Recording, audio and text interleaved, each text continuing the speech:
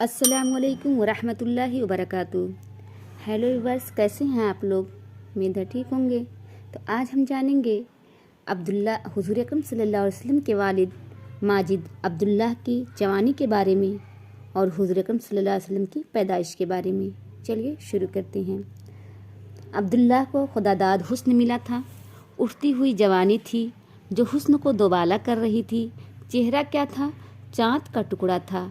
हर देखने वाली आँख उन पर फिदा थी और बहुत सी औरतें उनसे शादी की आरज़ूमंद थीं। नज़र वाला वाक़या तो हुआ, घर घर उसका चर्चा हो गया। इससे उनकी अज़मत और बढ़ गई।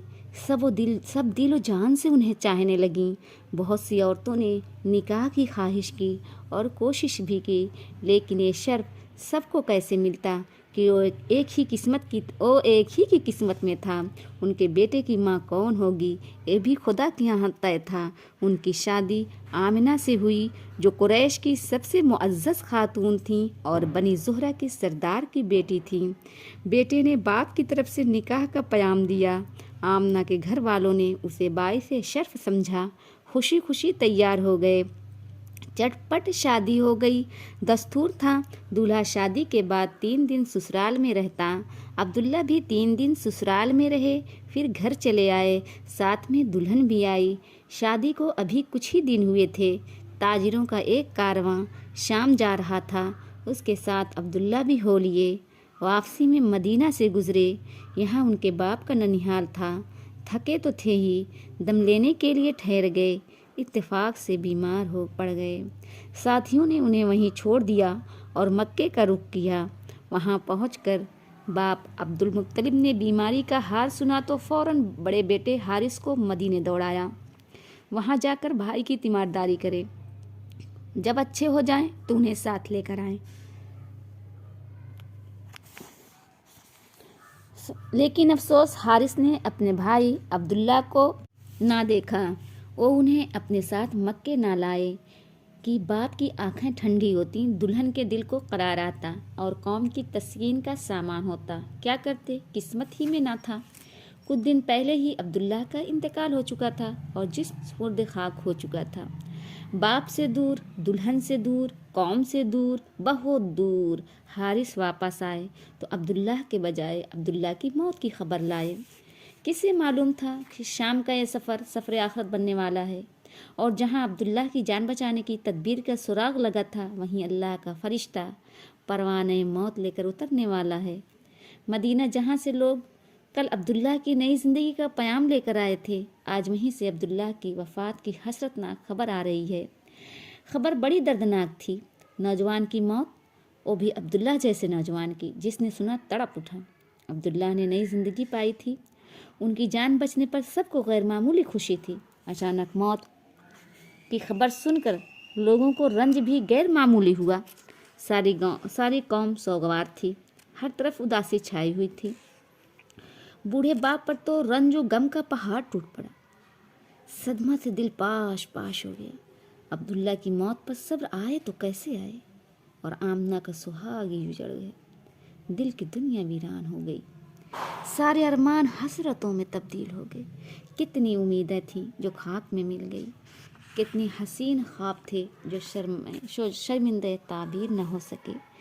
कितनी आरज़ुएं और तमन्नाएं थीं जो सीने में ही दफन होकर रह गईं।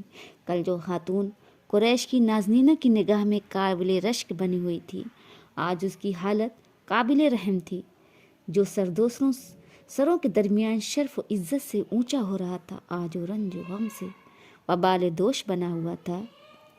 अब्दुल्ला का इंतकाल हुआ तो आमिना उम्मीद से थी। अल्लाह की कुदरत, कुछ ही दिन पहले हुबल देवता अब्दुल्ला की जान पर लेने पर तुले हुए थे, मगर अल्लाह ने उन्हें भेंट चढ़ने से बचा लिया। उस वक्त उनके पास अल्लाह की एक अजीम अमानत थी, इंसानियत की सबसे बेशकीमत मता थी। जब तक किसी और के सुपुर्द ना हो जाए, नामुमकिन था कि अब्दुल्लाह इस दुनिया से चले जाएं। अब वो अमानत आमना को सौंपी जा चुकी थी। अब्दुल्लाह से अल्लाह को जो काम लेना मंजूर था वो पूरा हो गया, तो अल्लाह ने उन्हें उठा लिया। कुदरत का निज़ाम देखिए। अब कोई फिदिया काम नहीं आ सकता था। तकदीर का फैसला अटल था। अब्दुल्ला की वफ़ात हुई तो उनकी उम्र 25 साल थी। یعنی آپ صلی اللہ علیہ وسلم کی پیدائش سے پہلے ہی ان کے والد ماجد کا سایہ ان کے سر سے اٹھ چکا تھا۔ اب ہم جانتے ہیں آپ صلی اللہ علیہ وسلم کی پیدائش کے سلسلے میں، کیونکہ پیدائش جب وہ وہاں پر گئے ہیں 1 مہینہ کی شادی کے بعد، جب وہ تجارتی قافلے کے ساتھ شام کی طرف گئے تھے، تو اس وقت آمنہ پوری امید ہو چکی تھی، حاملہ ہو چکی تھی۔ اس وجہ سے جب ان کے انتقال کی خبر ملے تو حاملہ تھیں اور اب اس کی آپ صلی اللہ علیہ وسلم کی پیدائش کا وقت آ گیا۔ ہوئی پہلوے آمنہ سے ہویدا دعائے خلیل نوی دے مسیحا۔ دوشنبہ کا دن تھا، ربیع اول کی 12 تاریخ تھی۔ آمنہ کی ہاں ولادت ہوئی۔ نومولود بچہ بہت ہی خوبصورت تھا، چاند بھی اس کے سامنے پھیکا تھا۔ آمنہ نے اپنے خسر عبد المطلب کو خبر کرائی کہ آ کر پوتے کو دیکھ لیں۔ ظاہر سی بات ہے، والد تو تھے نہیں، دادا ہی سرپرست تھے۔ عبد المطلب بھاگے ہوئے آئے، نظر پڑتے ہی کھل اٹھے۔ ایک تو لڑکا تھا اور وہ بھی عبداللہ کا۔ جانتی ہیں آپ لوگ کہ عرب میں بطور خاص مکہ میں لڑکوں کو کتنی اہمیت حاصل تھی لڑکیوں کے مقابلے میں۔ وہ بھی عبداللہ کا لڑکا تھا۔ عبداللہ چونکہ عبد المطلب کو بہت چاہتے تھے اور ان کا انتقال ہو چکا تھا، اس لیے ان کے اندر عبداللہ کی جو حضرت محمد صلی اللہ علیہ وسلم کی جو محبت تھی اس کو بیان نہیں کیا جا سکتا۔ یہ اللہ تعالیٰ کی طرف سے ایک تحفہ تھا جو حضور صلی اللہ علیہ وسلم کو ملا تھا عبد المطلب دادا کی محبت کی شکل میں۔ وہ خوشی سے نہال ہو گئے، بچے کو گود میں لیا، سینے سے لگایا، ماتھے کو چوما، پھر لیے ہوئے خانہ کعبہ پہنچے، اس کا طواف کیا اور بچے کا نام محمد رکھا صلی اللہ علیہ وسلم۔ محمد کے معنی ہیں ہر لحاظ سے قابل تعریف اور جسے سب پسند کریں، سب اچھا کہیں۔ ولادت کے 7ویں دن عبد المطلب نے بچے کا عقیقہ کیا اور قریش کی دعوت کی۔ لوگ کھانے سے فارغ ہوئے تو کسی نے پوچھا، عبد المطلب کیا وجہ ہے آپ نے پوتے کا نام محمد رکھا، خاندان کے اور ناموں جیسا نہیں رکھا؟ عبد المطلب نے کیا جواب دیا؟ عبد المطلب نے کہا، میں نے چاہا آسمان پر بھی اس کی تعریف ہو اور زمین پر بھی، خالق کو بھی پیارا ہو اور خلقت کو بھی۔ عبد المطلب نے نہایت سادہ انداز میں اپنے دل کی تمنا لوگوں کے سامنے رکھ دی۔ قریش میں اونچے گھرانوں کی عورتیں اپنے بچوں کو دودھ خود نہیں پلاتی تھیں۔ دیہاتوں سے دائیوں کی ٹولیاں آتیں، وہ بچوں کو اپنے یہاں لے جاتیں، ان کو دودھ پلاتی، پرورشوں پر داخت کرتی۔ جب وہ بڑے ہو جاتے تو واپس کر جاتی اور دوسرے بچے لے جاتی۔ اس سے بچے خوب تندرست رہتے، فصیح عربی بھی سیکھ لیتے۔ دائیوں کے آنے کا موسم متعین تھے۔ محمد صلی اللہ علیہ وسلم کی ولادت ہوئی تو اس وقت دائی نہ ملے۔ عبداللہ کا ایک بھائی تھا ابو لہب، اس کی ایک بادی تھی سویبہ۔ 7 دن آمنہ نے خود دودھ پلایا، پھر بچے کو سویبہ کے حوالے کر دیا جب تک کوئی دائی نہ ملے اس کو دودھ پلائے۔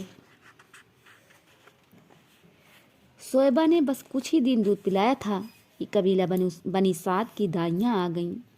دائیاں بچے تلاش کرنے لگیں، وہ گھر گھر جاتیں، ماں کو اپنی خدمات پیش کرتیں۔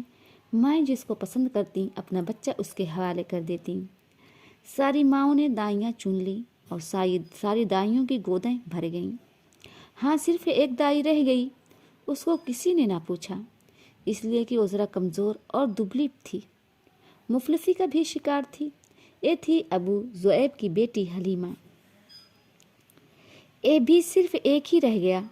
دائیاں اس سے دور دور رہیں، کوئی اسے لینے کے لیے تیار نہ تھی۔ وہ بچہ تھا عبداللہ کا بیٹا محمد صلی اللہ علیہ وسلم۔ دائیوں نے سنا محمد یتیم ہے، باپ کے سائے سے محروم ہے، انہوں نے اس کی طرف توجہ نہ کی، اس کی پرورش کو حقیر جانا، اس کو دودھ پلانا بے سود سمجھا۔ بولی، اس یتیم کو لے کر کیا کریں، اس کا دادا ہمیں کیا دے گا، ماں سے بھی کیا مل جائے گا۔ اب واپسی کا وقت آ گیا، دائیوں نے گھر لوٹنے کا ارادہ کیا۔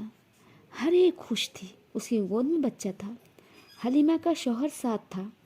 हलीमा ने कहा, बाखुदा मुझे तो शर्म आती है, सारी सहेलियों की गोदें भरी हुई हैं, एक मेरी गोद खाली रहे, मैं तो जाती हूँ, उसी यतीम को ले लेती हूँ। खाली हाथ लौटने से तो बेहतर है उस यतीम ही को लेते चलें। जाओ ले आओ, क्या हर्ज है, हो सकता है अल्लाह उसी में बरकत दे। शौहर ने तायीद की। हलीमा बच्चे को लेने के लिए आमना के पास पहुंची। आमना को मलाल था, उनके लाल को किसी ने ना पूछा। सहेलियों के बच्चे हाथों हाथ लिए, पर उनके जिगर पारे को लेना गवारा ना किया। हलीमा ने बच्चों को लिया तो आमना का बुझा हुआ चेहरा खुशी से दमक उठा। हलीमा ने मोहम्मद को छाती से लगाया और मुंह में सूखी पस्तान दे दी, जिसमें दूध बराए नाम ही था। लेकिन हलीमा की हैरत की इंतहा ना रही। मुंह में देते ही उन्हें ऐसा लगा जैसे दूध की सोतें जारी हो गई हों। एकाएक छाती भर गई। बच्चा दूध पी रहा था और दूध बच्चे के मुंह से टपका पड़ रहा था। मोहम्मद सैर हो चुके तो हलीमा के बच्चे ने फिर जी भर कर पिया। हालांकि इससे पहले कभी तन्हा उसी के लिए दूध ना काफ़ी होता। वो बच्चा पीता, लेकिन कभी सैर होने की नौबत ना आती। छाती चूसता और चूस के रह जाता। हलीमा की एक ऊँटनी थी, दुबली पतली, बिल्कुल मरियल। भूख लगी तो शौहर उसे दूहने उठे, आंखें फटी की फटी रह गईं। वो थन जो हमेशा सूखा रहता आज बिल्कुल भरा हुआ था, खुद ब खुद टपका पड़ रहा था। शौहर ने खुद भी पिया, बीवी को भी पिलाया, दोनों ने जी भर कर पिया। रात हुई तो दोनों ने बच्चों को पहलू में सुला लिया, फिर खुद भी सो रहे। नींद इतनी आराम और चैन की थी कि बिल्कुल भी बेखबर हो गए। सुबह हुई तो शौहर बोला, हलीमा क्या ख्याल है, बाखुदा बहुत मुबारक बच्चा पा गई तुम। हलीमा, बाखुदा मेरा भी यही एहसास है। देखिए, ये आप सल्लल्लाहु अलैहि वसल्लम की बरकत थी कि आप सल्लल्लाहु अलैहि वसल्लम के उनकी गोद में जाते ही उनके घर रोज़ी की बारिश होने लगी। हर जगह हर चीज़ वाफिर मिकदार में होने लगी। जानवर के थन दूध से भर गए। खुद हलीमा भी, उनका पस्तान जो सूखा हुआ था दूध से भर गया, और हुजूर सल्लल्लाहु अलैहि वसल्लम के साथ साथ उनके बच्चे ने भी जी भर कर दूध पिया। दाइयों का काफिला घरों को लौटा। हलीमा की गधिया आगे आगे थी और मस्ताना वार रवां दवा थी। सहेलियों ने देखा तो आवाज़ दी, वाह अबू ज़ुएब की बेटी, ज़रा ठहरो ना, हमें भी तो आ लेने दो।